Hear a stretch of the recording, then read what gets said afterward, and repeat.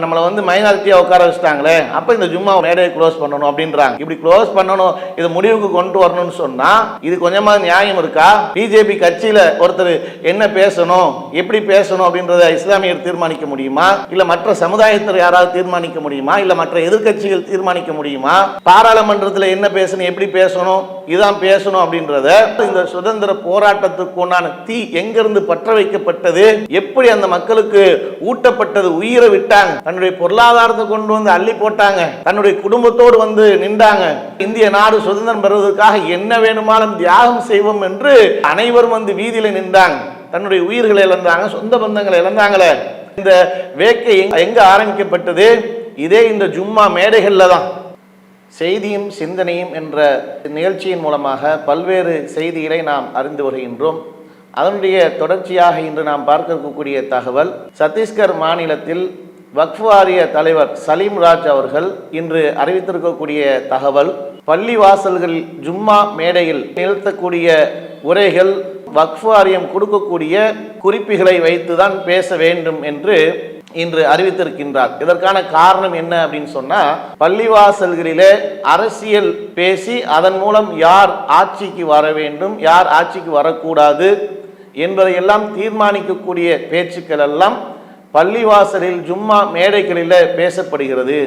இது துரதிருஷ்டமான ஒன்று, இது மிகப்பெரிய ஆச்சரியம் அளிக்கக்கூடிய ஒன்றாக இருக்கு என்று கவலை தெரிவிக்கும் வகையில் அவருடைய பேச்சை இன்று ஆட்சேபனையாக தெரிவித்திருக்கின்றார். ஜும்மா மேடையில் பேசக்கூடிய பேச்சுக்களை அப்படி பேசிருக்கக்கூடிய இந்த பேச்சுக்கள் இவர் பேசுறார், இப்படி கவலை தெரிவிச்சிருக்காரு அப்படின்னு சொன்னா இவர் யார் என்பதை நம்ம முதல்ல தெரிஞ்சுக்கணும். சத்தீஸ்கருடைய மாநிலத்தின் வக்ஃப் வாரிய தலைவராக இருக்கிறார். இவர் ஒரு இஸ்லாமியர், இஸ்லாமியருடைய நலன் சார்ந்து பேசுவார். அங்கே ஏதோ அரசியல் பேசப்பட்டு அது மிகப்பெரிய ஒரு பிரச்சனைக்குள்ளாகி அதனால ஒரு சமுதாயத்துடைய கவலையோடு ஒரு அக்கறையோடு பேசுறார். அப்படிப்பட்ட ஒரு நிலையில் அவர் பேசல. எதற்காக பேசப்படுறார், இவர் யார், இவருடைய பின்னணி என்ன அப்படின்னு சொல்லி நீங்க பார்த்தீர்கள் என்றால், இவர் வந்து முழு மூச்சாக இருக்கக்கூடிய கட்சி என்பது இந்துத்துவா கட்சியுடைய சிறுபான்மை மாநில தலைவர் பொறுப்பு எல்லாம் வகிக்கிறார்.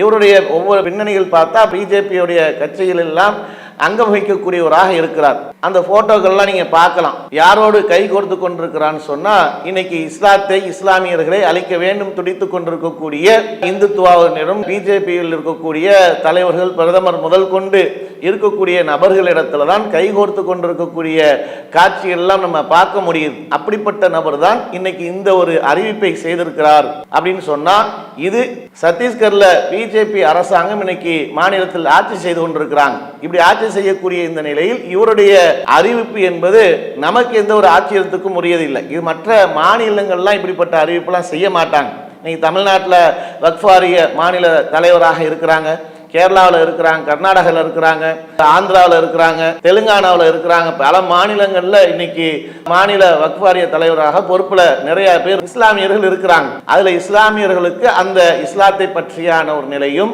வக்ஃப் வாரியம் என்றால் அந்த வக்ஃப் வாரியத்துக்கு உண்டான நிலை என்ன என்பதை பிரித்தவர்கள் அந்த பொறுப்புல இருக்கக்கூடியவர்களாக இருக்கிறாங்க. ஆனா இன்னைக்கு இவர் இருக்கக்கூடிய நிலை என்ன அப்படின்னு சொன்னா, இவர் முற்றிலுமாக இந்துத்துவாவினரால் வளர்க்கப்பட்ட ஒரு நபராகத்தான் இருக்கிறார். இந்துத்துவாவினால் வார்க்கப்பட்ட ஒருவராக இருந்து கொண்டு இந்த கருத்தை சொல்கிறார் என்றால் இது ஒரு இஸ்லாமியராக இருந்து சொல்லப்பட்ட கருத்து இல்லை. அவருடைய பேச்சே நம்மளுக்கு பட்டோர்த்தமாக தெளிவாக சொல்லப்படுகிறது. இவர் வந்து ஒரு இஸ்லாமியர்களாக இருந்ததில்லை. ஏனென்றால் ஜும்மா மேடைகளில் அல்லாவை பற்றி பேசுவாங்க, அல்லாவின் தூரிய போதனையை பற்றி பேசுவாங்க. அதே மாதிரி நாட்டில் இருக்கக்கூடிய நிகழ்வுகள் குறித்து பேசப்படும். நாட்டில் நல்ல ஆட்சிகள் நடந்தால் நல்ல ஆட்சியை பற்றி பாராட்டி பேசத்தான் செய்வாங்க. அதே மாதிரி தவறுகள் நடந்திருந்தால், மக்களை வாட்டி வதைக்கக்கூடிய அரசாக இருந்தால் அதுக்கு எதிராக நம்ம குரல் கொடுப்பது. அல்லாஹ்வின் தூதர் நபிகள் நாயகம் ஸல்லல்லாஹு அலைஹி வஸல்லம் அவர்கள் கொடுங்கோலனுக்கு எதிராக குரல் கொடுப்பது, அநியாயத்தை தட்டி கேட்பது, அது ஒரு மார்க்கத்தில் உள்ள அம்சம் என்பதை அல்லாஹ்வின் தூதர் சொல்லியிருக்கிறாங்க. அப்ப அப்படி சொல்லியிருக்கக்கூடிய இந்த அடிப்படையில் நாட்டுடைய நிலவரங்கள்ல ஆட்சியாளர்கள் மக்களுக்கு துன்பத்தை விளைவித்துக்கிட்டு இருந்தா விலைவாசி உயர்வை பற்றி பேசத்தான் செய்வார்கள். அதே மாதிரி விவசாயிகளுக்கு பாதிப்பு ஏற்படுத்தக்கூடியவர்களுக்கு சட்டத்தை கொண்டு வந்தா அந்த சட்டத்தை பற்றி பேசத்தான் செய்வாங்க. அதே மாதிரி இஸ்லாமியர்கள் அழிக்க வேண்டும் என்று செய்ய கருப்பு சட்டம், அதே மாதிரி வக்ஃப் வாரிய திருத்த சட்டம், முத்தலாக் தடை சட்டம், இப்படி பல சட்டங்களை இஸ்லாமியர்களுக்கு எதிராக, பொதுவான மக்களுக்கு எதிராக பல்வேறு வகையில பாதிப்பை குறைக்கூடிய அளவுக்கு ஒரு ஆட்சி நடந்தால் அந்த ஆட்சியாளர்களை பற்றியான விழிப்புணர்வு ஏற்படுத்துவதற்குண்டான ஒரு களமாக ஜும்மா மேடைகளை பயன்படுத்ததான் செய்வாங்க. அதுல என்ன தவறு இருக்கு? இஸ்லாம் அது சம்பந்தமாக மக்களுக்கு எடுத்து சொல்ல சொல்லி இருக்கு. ஆட்சியாளர்களுடைய அநியாயங்களை விழிப்புணர்வை செய்வதற்காக, ஆட்சியாளர் செய்யக்கூடிய அக்கிரமங்களை தட்டி கேட்க வேண்டும் என்பதற்காகலாம் மார்க்கம் சொல்லி இருக்கக்கூடிய அடிப்படையில் அங்க உரை நிகழ்த்துவது இருக்கக்கூடிய ஒன்றுதான். இது உலகத்தில் எல்லா இடங்களிலும் நடக்கக்கூடிய நிகழ்வு. ஏதோ இந்தியாவில் மட்டும் நடக்கக்கூடிய நிகழ்வு இல்லை. இதுல வக்ஃப் வாரியத்துக்கு உண்டான உரிமை என்ன? இன்னைக்கு ஒவ்வொரு மாநிலத்திலையும் வக்ஃப் வாரியம் இருக்கு. அவருக்கான உரிமை என்ன? இஸ்லாமியர்களுக்காக முன்னோர்கள் கொடுத்து விட்டு சென்றிருக்கக்கூடிய சொத்துக்களை பாதுகாக்கணும், பராமரிக்கணும். அதில் இருக்கக்கூடிய வருவாய்களை இஸ்லாமியர்களுடைய நலனுக்காக செலவிடணும். அது நியாயமான முறையில் எந்த வகையிலும் ஊழல் செய்யப்படாம, அது எந்த வகையிலும் மற்றவர்கள் சொத்துக்களை அபகரித்து விடாமல் பாதுகாத்து அதை சமுதாயத்துக்குண்டான ஒரு அக்கறையோடு அந்த நிர்வாகத்தில் இருந்து கொண்டு அந்த சொத்துக்களை பாதுகாக்கணும். இதுக்குத்தான் அந்த வக்ஃப் வாரியத்துக்குண்டான நிர்வாகத்துக்குண்டான அளவுகோல். வக்ஃப் வாரியம் என்றால் என்ன பேசணும், எப்படி பேசணும், யார் பேசணும், என்ன இப்படி தீர்மானிக்கிறதுக்கான வாரியமாகலாம் இன்னைக்கு இல்லை. அவங்கவுங்க பள்ளிகளில் இமாம்கள் இருக்கிறார்கள் சொன்னா இமாம் மார்க்கத்தை அந்த நாட்டில் நடக்கக்கூடிய அன்றைய நிகழ்வுகள் குறித்து மக்களுக்கு எடுத்துரைத்து பேசத்தான் செய்வாங்க. அப்படி பேசக்கூடிய நிகழ்வு என்பது இன்றைய காலத்தில் மட்டும் இல்லை.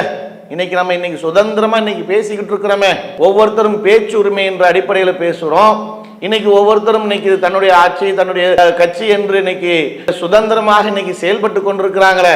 இப்படி செயல்பட்டு கொண்டிருக்காங்கன்னா இது எங்க இருந்து உருவானது? இன்னைக்கு இந்த நாடு சுதந்திரமான வரலாறு நீங்க பெரட்டி பார்த்தால் தெரியும். இந்த நாடு சுதந்திரம் ஆனதுக்குண்டான உழைப்பு எப்படிப்பட்ட நேரத்தில் செலவு செய்யப்பட்டு, எந்த சமுதாயம் அதில் அதிகமாக தன்னுடைய சக்திக்கு மீறி அதுக்கு பாடுபட்டு வெள்ளையர்களிடமிருந்து இந்த நாட்டை காப்பாற்றி விடுதலை பெற்றுக் கொடுத்தாங்க அப்படின்னு சொன்னா இஸ்லாமிய சமுதாயம். இது எந்த காலத்திலையும் மறைக்க முடியாது. வரலாறுகளை இவர்கள் திரித்து சொன்னாலும் சரி, வரலாறுகளை இவர்கள் அழித்தாலும் சரி, இன்னும் எத்தனை ஆயிரம் ஆண்டுகாலம் ஆனாலும் சரி, இஸ்லாமியர்கள் இந்த இந்திய நாட்டுக்காக, அவர்கள் இந்த சுதந்திரத்துக்காக பாடுபட்டது வரலாறுகள் பதிவு செய்யப்பட்டிருக்கு. அது யாராலும் மறைக்க முடியாத. அப்படி மறைக்க முடியாது என்றால் இந்த சுதந்திர போராட்டத்துக்கு உண்டான தீ எங்கிருந்து பற்ற வைக்கப்பட்டது, எப்படி அந்த மக்களுக்கு ஊட்டப்பட்டது, உயிரை விட்டாங்க, தன்னுடைய பொருளாதாரத்தை கொண்டு அள்ளி போட்டாங்க, தன்னுடைய குடும்பத்தோடு நின்றாங்க. இந்திய நாடு சுதந்திரம் பெறுவதற்காக என்ன வேணுமானும் தியாகம் செய்வோம் என்று அனைவரும் வீதியில நின்றாங்க. தன்னுடைய உயிர்களை இழந்தாங்க, சொந்த பந்தங்களை இழந்தாங்களே. இந்த வேட்கை எங்க ஆரம்பிக்கப்பட்டது? இதே இந்த ஜும்மா மேடைகள்ல தான்.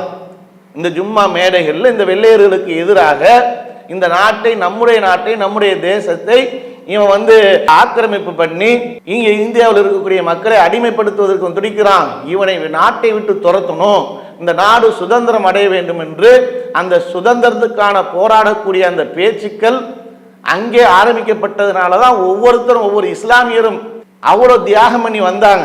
அந்த ஜும்மா மேடைகள்ல முழங்கப்பட்டது. அப்ப அப்படி இருக்கும்போது அந்த மாதிரியான ஒரு இடத்துல நாட்டில் இருக்கக்கூடிய நிகழ்வுகள் பேசத்தான் செய்வாங்க. நாட்டில் நடக்கக்கூடிய அநியாயங்கள், அக்கிரமங்களை தடுக்க வேண்டும் என்பதற்காக அங்க மக்களுக்கு விழிப்புணர்வு ஏற்படுத்த தான் செய்வாங்க. அதை தடுக்கணும் என்று வந்தார். இவருடைய பின்னணி என்ன? இவருடைய பின்னணி என்ன அப்படின்னு சொன்னா, இவர்களுடைய இன்னைக்கு நாட்டில் நடக்கக்கூடிய ஆட்சி அதிகாரம் கொஞ்சம் கொஞ்சமாக இவர் கையை விட்டு போய்கிட்டே இருக்கு. ஒவ்வொரு மாநிலத்திலையும் அதிகாரம் பறிக்கப்பட்டு இன்னைக்கு மத்தியில மைனாரிட்டி பிஜேபியாக இன்னைக்கு இருந்துகிட்டு இருக்கிறதுனால இஸ்லாமியர்கள் அந்த ஜும்மா மேடைகள் அனைத்து தில்லுமுள்ளுக்களையும் செய்யக்கூடிய அக்கிரமங்களையும் போட்டு உடைத்து மக்களுக்கு விழிப்புணர்வு அடைய செய்து மக்கள் இன்னைக்கு நம்மளை மைனாரிட்டியா உட்கார வச்சுட்டாங்களே, அப்ப இந்த ஜும்மா மேடையை க்ளோஸ் பண்ணணும் அப்படின்றாங்க. இப்படி க்ளோஸ் பண்ணணும், இது முடிவுக்கு கொண்டு வரணும்னு சொன்னா இது கொஞ்சமா நியாயம் இருக்கா? பிஜேபி கட்சியில ஒருத்தர் என்ன பேசணும், எப்படி பேசணும் அப்படின்றத இஸ்லாமியர் தீர்மானிக்க முடியுமா? இல்ல மற்ற சமுதாயத்தில் யாராவது தீர்மானிக்க முடியுமா? இல்ல மற்ற எதிர்கட்சிகள் தீர்மானிக்க முடியுமா? பாராளுமன்றத்தில் என்ன பேசணும், எப்படி பேசணும், இதுதான் பேசணும் அப்படின்றத இஸ்லாமியர்கள் முடிவு பண்ண முடியுமா? ஏனைய சமுதாய மக்கள் தான் முடிவு பண்ண முடியுமா? இல்ல எதிர்கட்சிகள் முடிவு பண்ண முடியுமா? ஆட்சியில் இருக்கக்கூடிய நீங்கள் தானே எதையும் முடிவு பண்ணுவீங்க. இப்படி ஒவ்வொரு இடத்துலையும் நீங்க எடுத்துக்கொண்டால் உங்க வீட்டில் என்ன பேசணும், வீட்டில் என்ன சமைக்கணும், எப்படி நிர்வாகம் பண்ணணும், வீட்டை நிர்வாகம் பண்ணணும், இதெல்லாம் நீங்க முடிவு பண்றதாக இருந்தால் இது அவங்களுக்கு உண்டான உரிமை தானே. அப்ப அப்படி இருக்கும்போது இஸ்லாமியர்களுடைய வழிபாட்டு தலங்களிலே மூக்கு நலிச்சு நீங்க உங்களிடத்துல மாநில ஆட்சி இருக்கு, மத்தியில ஆட்சி இருக்குன்றதுக்காக நீங்க என்ன பேசணும், எப்படி பேசணும், இதை பேசக்கூடாதுன்னு சொல்வதற்கு எந்த வகையிலும் உரிமை கிடையாது. இதே மாதிரி மற்ற மாநிலங்கள்ல நடக்குதா? மற்ற மாநிலம் எங்கேயும் நடக்கவே இல்லையே. பிஜேபி ஆட்சி செய்யக்கூடிய அந்த மாநிலத்தில் மதும் இது மாதிரியான பிரச்சனைகளை நீங்கள் உருவாக்கி இந்த போகிற போக்கு என்பது மக்களுக்கு மத்தியில் ஏதாவது ஒரு சலசலப்பை பண்ணிக்கொண்டே இருக்கணும் என்பதற்காகத்தான் இது போன்ற இந்துத்துவாவில் இருக்கக்கூடிய இஸ்லாமியர்கள் போர்வையில் இருக்கக்கூடியவர்கள் வைத்துக்கொண்டு இன்னைக்கு வக்ஃப் வாரியத்தை கையில் வைத்துக்கொண்டு இன்னைக்கு செய்யறாங்கன்னு சொன்னா, இதே வக்ஃப் வாரியத்தில் பல திருத்தங்களை இன்னைக்கு கொண்டு வரணும்னு நினைக்கிறவங்கள்ட்ட இன்னைக்கு நம்ம விட்டுட்டோம்னா இவருடைய போக்கில் அங்கே சென்று விட்டால் என்ன நிலையாகும்? இன்னைக்கு வக்ஃப் வாரியத்தில் இருக்கக்கூடிய தலைவரே இஸ்லாமிய சமுதாயத்துடைய அக்கறைக்காக பேசப்படாத நபராக இருக்கிறார். இஸ்லாமிய சமுதாயத்துக்காக குரல் கொடுக்கக்கூடிய நபராக இல்லை. இதுல வக்ஃப் வாரியத்துடைய அதிகாரத்தெல்லாம் முற்றிலுமாக அவர்களுக்கு கொடுத்து விட்டால், பங்கு வைத்து விட்டால் என்ன ஆகும்? இதற்காகத்தான் வக்ஃப் வாரியத்தின் மீது இருக்கக்கூடிய சொத்துக்களை பாதுகாக்க வேண்டும் என்று ஒரு புறம் நம்ம போராடிக்கிட்டு இருக்கோம். அதே நேரத்தில் வக்ஃப் வாரியத்துடைய அதிகாரம் என்ன என்பதை அறியாமல் இன்னைக்கு அறவைக்காட்டுத்தனமாக இஸ்லாமியர் போர்வையில் இன்னைக்கு சலீம்ராஜ் போன்ற நபர்கள் எல்லாம் ஜும்மா மேடைகளில் என்ன பேசணும் என்பதை தீர்மானிக்கக்கூடிய இடத்துல இருப்பவரை போன்று இன்னைக்கு பேசிக்கொண்டிருக்கிறார் என்றால் இது ஒருபோதும் இஸ்லாமிய சமுதாயத்தில் நடக்காத ஒன்று. அந்த இஸ்லாமிய சமுதாயத்தில் இஸ்லாம் சொல்லியிருக்கக்கூடிய அனைத்தையும் பேசத்தான் செய்வார்கள். பேசுவதுதான் இஸ்லாம் காட்டியிருக்கக்கூடிய வழிமுறையாக இருக்கு என்பதை இதன் மூலம் தெரிவித்துக் கொண்டு நிறைவு செய்கின்றேன். அஸ்ஸலாமு அலைக்கும் வரஹ்மத்துல்லாஹி வபரகாத்துஹு. இஸ்லாம் மற்றும் சமுதாய செய்திகளை அறிந்து கொள்ள தமிழ்நாடு தௌஹீத் ஜமாஅத் யூடியூப் பக்கத்தை உடனடியாக சப்ஸ்கிரைப் செய்து கொள்ளுங்கள். மேலும் பெல் பட்டனையும் கிளிக் செய்து கொள்ளுங்கள்.